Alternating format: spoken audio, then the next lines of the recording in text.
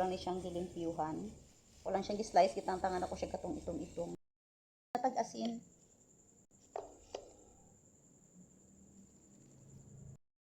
Powder di ni siya. Ajinomoto. Itong duha ka egg. Manatura na siyang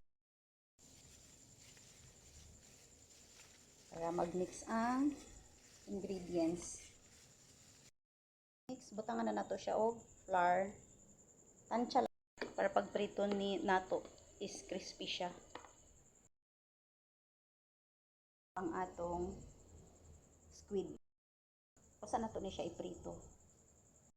Kalamang res na siyang iprito. Diba kasi siya siya. Sa atong kalamang res. Try na to.